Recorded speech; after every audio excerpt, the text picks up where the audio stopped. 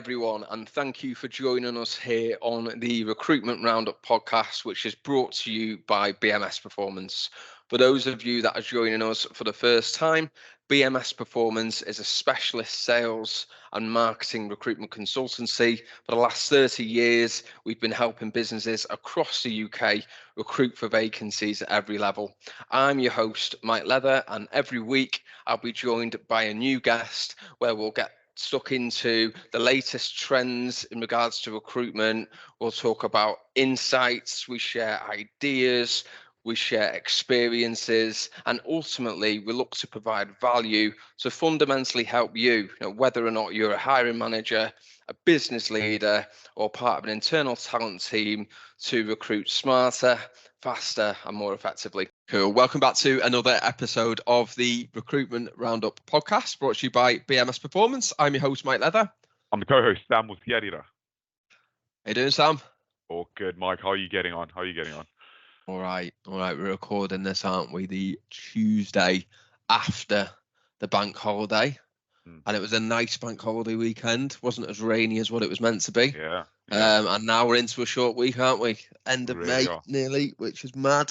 Nearly 1 month left of Q1 for us. Crazy.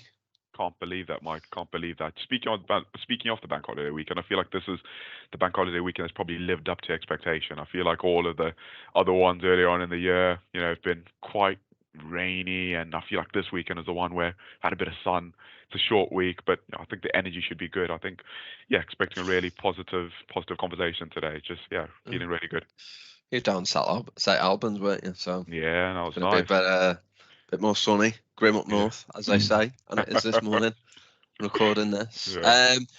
So looking forward to a good conversation here. 4-day week, short week. So what better subject to talk about than time blocking, which is something that me and you practice. Some sales professionals, sales leaders that listen to this may be aware of time blocking. They may already do it without actually knowing that they do. But it was something that I started to do probably about 4 years ago now. As a way of really trying to help me focus and get more out of my days, especially in those days when we were all getting used to working from home. And it's something that I just kept on doing. I do it till this day. I don't think it's one of them habits that I've got into and really enjoyed. And I know you enjoy time blocking too, don't you? It works really well for yourself. 100%. Absolutely love time blocking. I feel like from my end, it's just been a way for me to obviously try and get similar to yourself, get the most out of my days, but also feel like, I'm improving that performance, but also working towards a goal. I think, we tend to come into weeks and days where, you've kind of got a rough idea, but, when you reflect and if you haven't got a real set plan, sometimes you can get a bit lost in the sense of, what have I actually achieved today? And then the beauty of the time block, it sort of allows you the opportunity to hold yourself accountable, but also to see all the great things that you've hopefully done within the day. So from my end, it's definitely been something to help me sort of focus a lot more, but also ultimately increase my level of performance, which I try and do day in, day out, week in, week out. So massive advocate for time blocking. This will be a whole podcast topic in itself, but like if you think of the traits of top performers, I'd never met a top performer, like worked with one or worked alongside one who didn't have a real good grip on their organization, the daily structure, that were really trying to do everything they could do to drive efficiencies within the day. I've not seen it. I've seen plenty of people who are like C players, B players, who they just seem like they're reacting to their days. And this is, I guess, is a good way of starting out the podcast, because this is what it's about, isn't it? You get the people that are in sales that are just reactive to everything that happens to them, and then you get the top performers and also the good performers as well. Let's not just pigeonhole top performers as time blockers. Really good performers can time block very well as well. That control in the day and they're driving the needle forward, aren't they?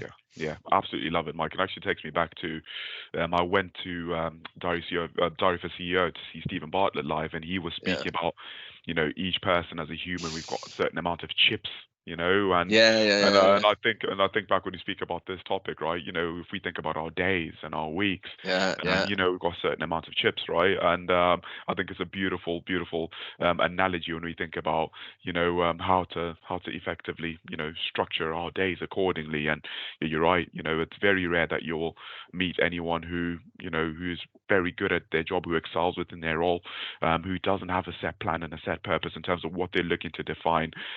yeah, So yeah, it really got me thinking about having those kind of approaches to because our time is valuable, but also if you're not making the most of it, if you are being reactive because there's certain things that could derail you. It's probably going to take you off your course. So yeah, let's get straight into it. Let's get straight at that point.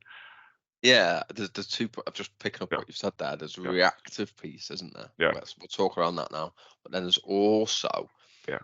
the efficiency piece, Oh which yeah, you just touched on then, yeah, where like, are we doing the mhm, activities yeah, with the people that we should be to get the outcomes that we want? Like, or are we just doing the activities because we're doing the activities, not really thinking about the yeah, activities that we're doing and why we're doing them effectively? But we'll come on to that in a second. Let's talk about yeah, the reactive yeah, piece.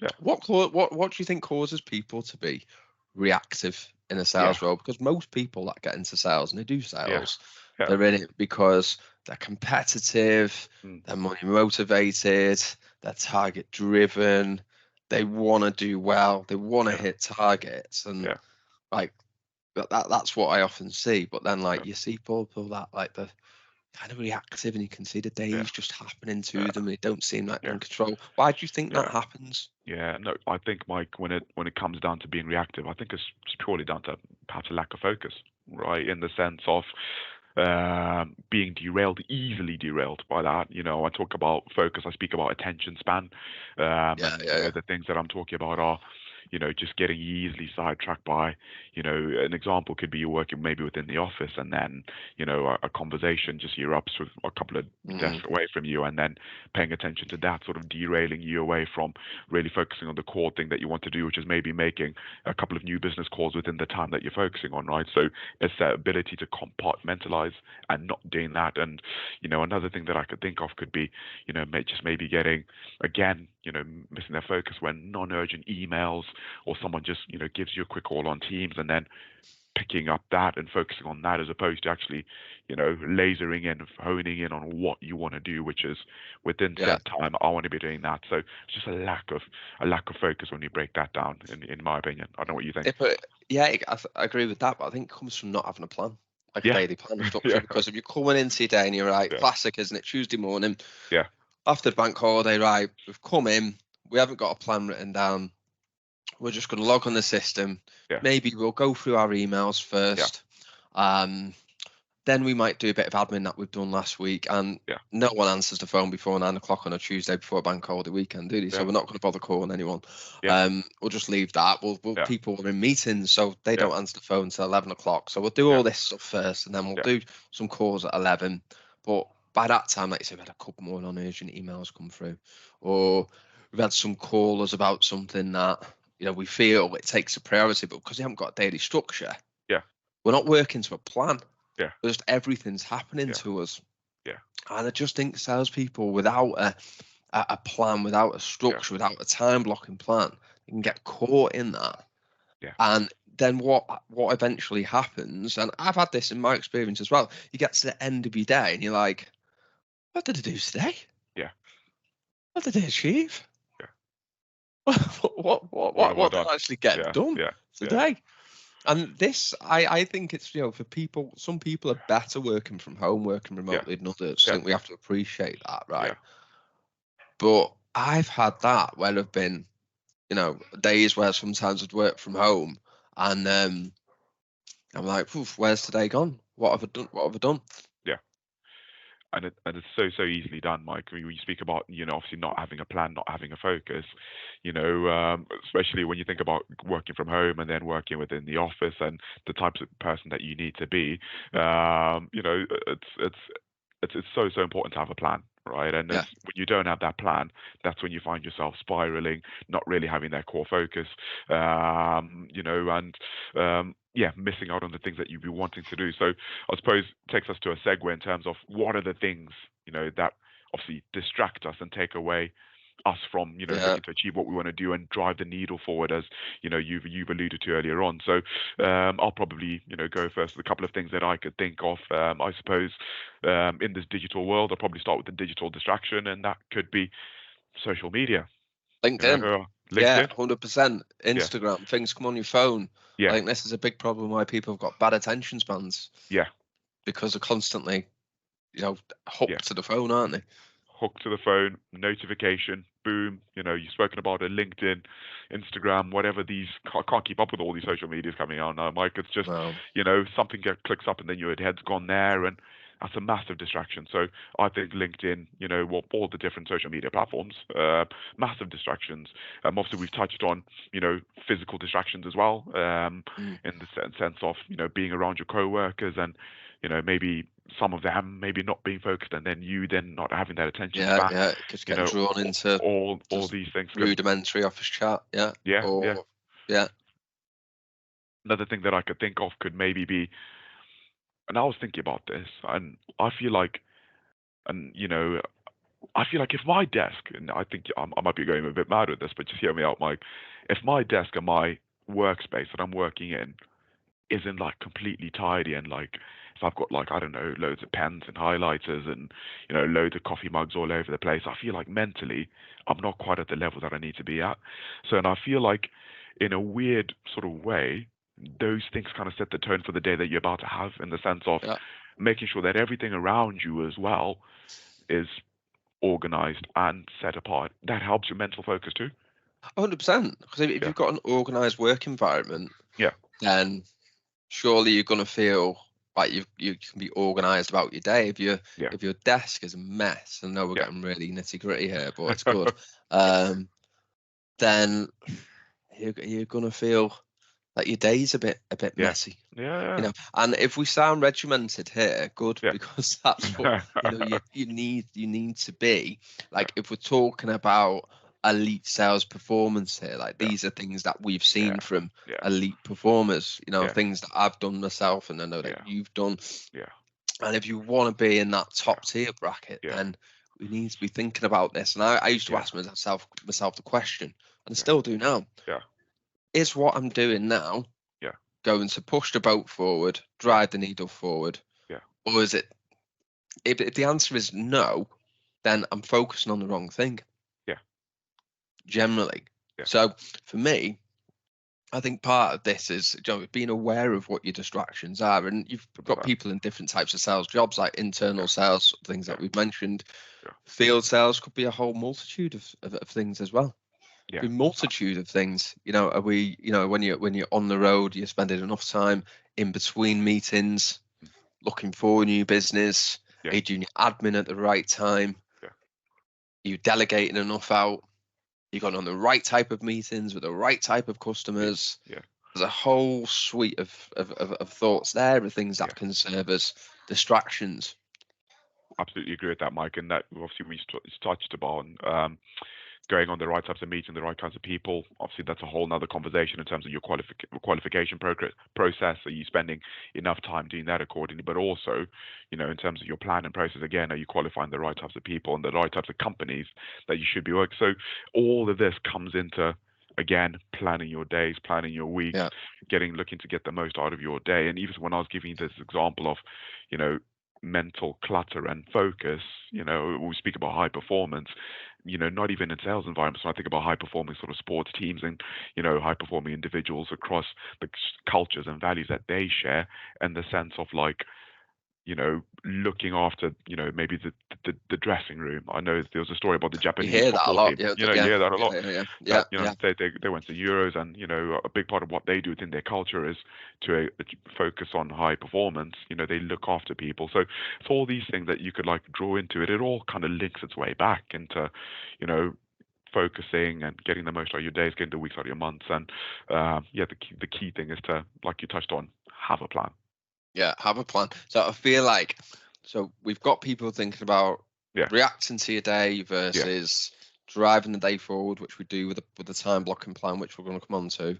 Hopefully, everyone's now thinking about yeah. distractions. What are my actual distractions? Mm, Like if I think about my day, what's held me back from mm, achieving what I wanted to mm. achieve today? What did I waste time on that? Yeah, yeah, Perhaps, I shouldn't have. So then we get to time blocking. yeah. So what is time blocking, would you say? That's We a great had to question, put it right? in a in a Yeah, in a in a in a in a in a sentence. What would it be? yeah, it's a great question. Well, when I think about what time blocking is clearly having a set plan and goal and focus in terms of splitting your day into hours between, the core hours that you're looking to work, right? So Yeah. essentially, it's creating a series of tasks and processes to get the most out of your day. That is how I'd be looking to define exactly what time blocking is, and that's hour by hour, however you want to work it and break it that down on a daily basis. So would you look at your week overall then and work out, right? So what do I want Yeah, to achieve this yeah, week? yeah, What have I got to do? yeah, So like, and then split them into like high, medium, low priority yeah, tasks, and then yeah, also look at maybe like we talk, don't we, a lot about yeah, key success metrics. yeah, So we won't share what they are yeah, in our roles because it's yeah, irrelevant for everyone yeah, else, but you'll have your success metrics. And would you get all of that and then break that down yeah. into each day, or It's a great point. I'd probably say like it's something that I'm working towards in the sense of when I think about myself in my journey as a sales professional, I've always got like these goals, that I set on a more monthly sort of quarterly type basis. But when I think about what I'm looking to achieve, that's probably more sales pipeline led. But when we're yeah, speaking about the days and what I'm looking to achieve, it's probably more laser focus in the sense of what does the day need to look like for it to be a good day. And I'm always within what am I looking to plan for tomorrow. So I'm always within a sort of 24 48 hour window of productivity, right, yeah. with the core line vision of getting the most out of the month, getting the most out of the quarter. So from my end, it's definitely, I see where I want to be, but it's definitely still a work in progress in terms of my journey as a professional at this time. Got you. Yeah, Got you. I agree with all of that. We'll give an example time blocking structure out in a yeah, sec for people as well, so they can yeah. visualize. Did you know that you Wow. are 42% more likely to achieve your goals or whatever you set out to do if you write it down? Wow. Look into 40, it. It's did a you say real stat. 42%? 42%. That's So incredible. you may call me like Yeah, old school. yeah.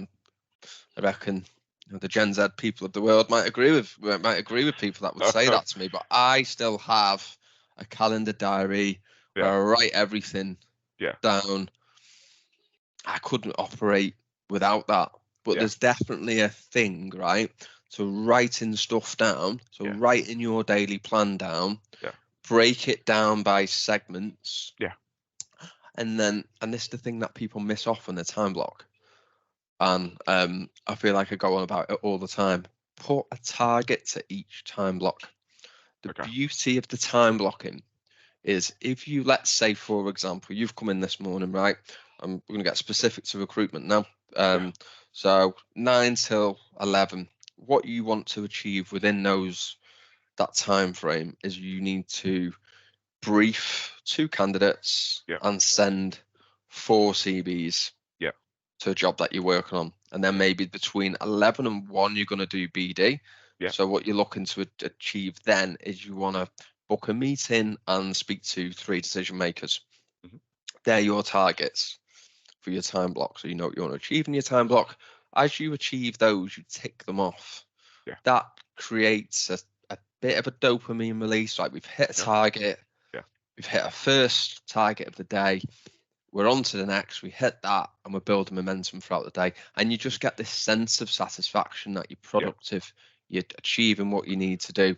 And that's, I think, there's a difference in that, right? And writing that down and ticking that box, then just typing. So it's a small little tweak, but write your time blocking plan down 100%. And like you just touched on, plan for tomorrow, like the night before, like review what you've done in the day, what's worked well, and create the time blocking plan for tomorrow. Absolutely love that, Mike. And you got me on the 42% as a remarkable statistic. I probably need to start on all these massive goals that I have myself, and just see how we get, because 42% is an absolutely incredible statistic. It's absolutely mind blowing. But when you speak about that example that you've given in recruitment, I think the key thing, and I'm thinking about people that maybe haven't had a time block before and are working towards wanting to get into that world. I think the key tip that I'd be looking to advise people is maybe start out small, and it's like anything. It's within a journey where, when you want to say start out small, start by blocking time out to the most critical tasks. That's how you want to sort of begin your time blocking journey. And then following on the back of that is the key thing is going to be, prioritization.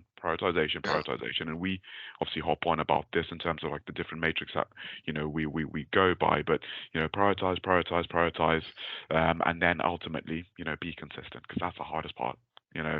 Be consistent. No point in time blocking, at the start of the financial year, you've come in feeling really motivated, and you're going to do it for the first, couple of days, and then 2-3 weeks down the line, you've dropped off. So I think those are the three things that I think are really, really important when you are starting this time blocking journey. Well, it's like what you just said there: consistency, and discipline, are the roots of high performance. Like, you can't be great at anything if you're not consistent and disciplined with it. And it's the same with this. And theoretically, people will be listening to this and go, well, I've not done that, but I do something like that anyway. It sounds quite simple. And it is theoretically, but actually sticking to it, having the discipline to remain focused, and then being able to amend and mold your time blocking as and when, because you will have urgent things that you need to attend to that pull you out of the time block. But then be able to go back into the time block without going into reaction mode. That's where the challenge is. 100%. Isn't it? It's that consistency. And then again, that is the things that separate your best salespeople from your average performers. It's that consistency and discipline, and being consistent and disciplined with your time blocking is no different. But in practice, it's more difficult than it sounds. And that's why I agree with you saying start off small, maybe time block half of your day out for starters. I think it's a really healthy thing to do, to have a even if it's a 5 to 10 minute break after each time block.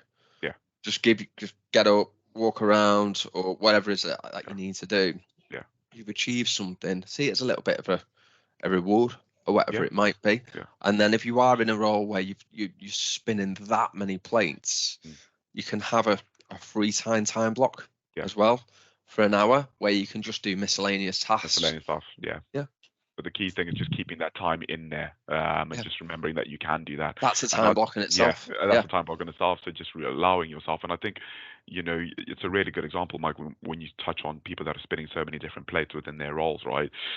If they are then looking to time block and separate like an hour off like miscellaneous stuff and focusing on different points, that is really, really going to help you. So I love that point. But prior to when you got onto that point, I think it's also just about appreciating that consistency is the hardest thing, and it is hard to be consistent. So patting yourself on the back for when you've had a couple of days when you're on that run of like consistent things. And we find this in different professions. We always speak about sports, and the hardest bit is doing the extra hard yards of the things that people don't see. When I think about myself, and I'm trying to get to a new PB within the gym, right? The hardest part is getting to the weight that I've been getting to for the past 6 months, training it that way for that, for next sort of 3-4 week period, and then looking to come in, do the same thing each day, and then looking to overcome it. So, just letting yourself know that, that's going to be the hardest part of it. But, if you hold yourself accountable, you stick to it, stick to that process, the carrot at the end is going to be, and it's no different in time blocking. Appreciate that. It's going to be hard to be consistent. It's going to be hard to hold yourself accountable, but the more you do it, you'll get even better, and you'll start reaping the rewards. Yeah, cool. Agreed. There's so many knock-on benefits to it.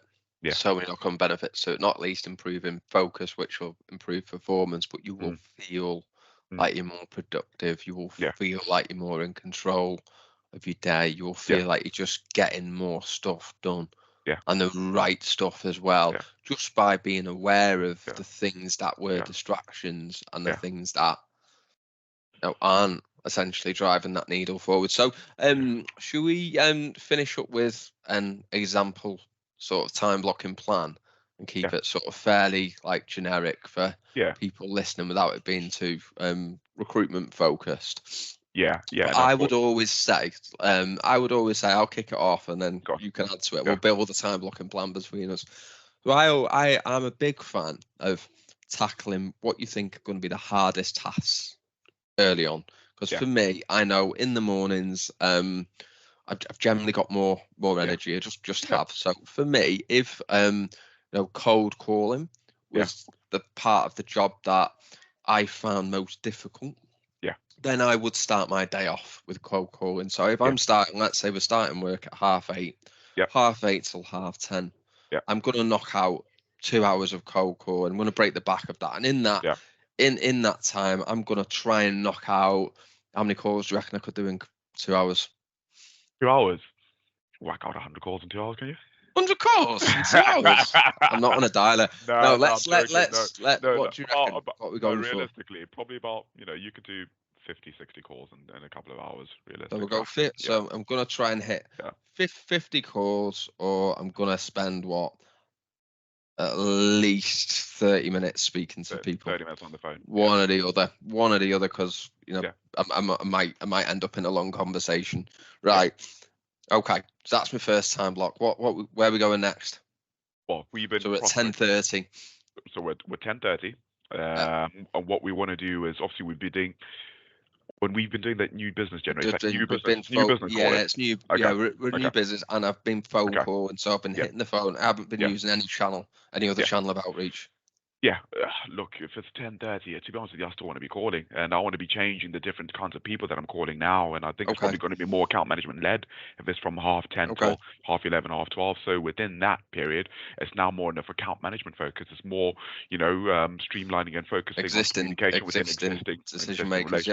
Yeah. So that then gives us, again, another couple of hours of focus. Your call time, you want to be increasing that by quite a bit. You want to be doubling that, really, if you're speaking to existing people that you know quite well within your different accounts. So you should have a higher pickup rate, shouldn't you? You should have a higher pickup rate, more minutes on the phone, an hour on the phone. So an hour and a half, and we're still nearly halfway through the day. So I think I would be going there. What do you think? I agree with you. So from 10:30 to 12:30, we've got an hour on the phone. Is what we're aiming for, and then we've got 12:30. So we're having lunch at 1 because we need to eat. What we do, we're going to send emails to all the people that have said to us, send us an email. And this is the thing for people listening. One of the biggest mistakes that I see salespeople make constantly is they have that conversation, like they ring you, Sam, you're a DM, and you say, "All right, good combo. Not doing anything right now." Sends an email. We come straight off that call and we send them an email. Sam, you're not going to read that, Sam, until later on in the week because you're busy. 100%. And we've just taken ourselves out of the time block. So we need to stay focused. We have an email admin block where we get that done. That doesn't interfere with the phone calling. Right. So we have our lunch. What we're doing now from 2 o'clock. Where are we going? Yeah, 2 o'clock to 2:30. We're obviously going to be, proactively collaborating with a couple of the members of the different team, following up on a couple of different tasks. So an example of that could be, catching up, depending on the different role that you have. So you might have client meetings, you might have, from a recruitment perspective, candidate briefings. You might also have, to catch up with, coordinate with a few different stakeholders internally within the business. So, I think maybe the first hour of that lunch, you could maybe look to allocate that kind of time within that.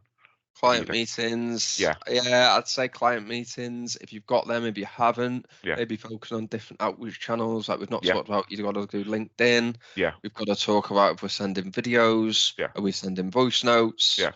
And these are going to be decision makers that are at your midpoint or end of Yeah. cadence as Yeah. well. So Yeah. people that we try to reach on the phone, maybe we've done 3-4 calls, we Yeah. can't get hold of them. Yeah. We're going to try these different methods of outreach now to try and reach them. Yeah. But we're going to personalize it Yeah. as well. So we're going to spend time on that, and that's why we need that hour. And then we're going 3 till 4. I think we need to get back on the phone.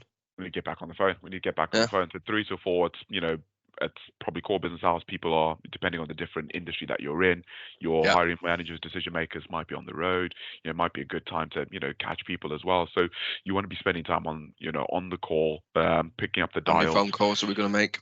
So we're 3 till 4. We're aiming for another, 20 to 30 calls. I think Let's go for a good 30. number. Let's go for 30 calls. 30 calls. 30 calls. We've had our earlier calls, so we're probably at about 80 call day, and nearly 2 hours on the phone, really. So we're looking quite good. And we've still got an hour pretty much left to play for and finish off the day. What would you be looking to do at the end of that day? So 4 till 5, I'd leave this one as your miscellaneous time block. So within that, so if I know that I need more data, then I'm going to use that time. Then I'm going to find more data. If I'm not quite where I need to be, maybe I've missed a couple of time blocks. Then I've got time to recoup it at the back end of the day. I might want to send some more admin emails out, update the system and whatever I need to. And then 5 o'clock till 5:30, I'm planning for tomorrow. And maybe if there's any decision makers, I want to try and make that one more call. So at the end of the day, because I love going above and beyond. I'm gonna do that. So that would be an example time blocking structure for someone that is in a new business focus role with some account management in it. And that's good. I think we've had a really good day if we've done that, Mike. I think we've had a really good day. I think we've smashed it. And I think if we're doing it every single day, then we can only be successful. Right. Cool. Okay. So to finish off with, in our recruitment focused podcast, we have started finishing off with a new feature, which is our one interview question of the week that hiring managers can be asking. But today, because this isn't recruitment focused, it's sales focused. We're going to be leaving you with Sam's sales tip of the week. Go on, hit us with it. What is it? I absolutely love this, Mike. And I've been thinking clearly. And when I think about this tip and you're working within sales, what greater thing to do as a sales professional, any industry, know your numbers. Dead easy. Okay. Dead easy. You got to know your numbers. You got to know how you're performing, month to date, year to date, quarterly. You gotta know your numbers, and there's nothing that irks me more as a recruiter when I'm speaking to, a candidate, who's geared up, ready for an interview. They've done all their research, they've done all their prep, but they don't know their numbers. And more often than not, these are the people that aren't successful. So any tip, and it's such a basic tip, but you've gotta know what you've done. You've got to know what you're doing right now. We've done last year, you've done the year before. Take pride in your numbers. So the tip for me, know those numbers. Know your numbers. Know your numbers. Yeah. If you don't measure it, how can you improve it? And if you don't know your numbers, how can you improve? No, love that. And you're not going to get the job. Right. You're going to struggle to get the job. Okay. Thanks everyone for listening. Next week there will be a refresher podcast out. So look forward to getting that out to you, and have a great week, everyone. Thanks a lot. Cheers. Bye, guys. Well, that wraps up another episode of the Recruitment Roundup podcast. Thank you very much for listening to the show, to watching the show. We really appreciate your support. It would be absolutely fantastic if you could give us a rating on Apple, on Spotify, give us a review. Any feedback really helps and is massively appreciated. So thank you once again for joining us, and we will hopefully see you again next week.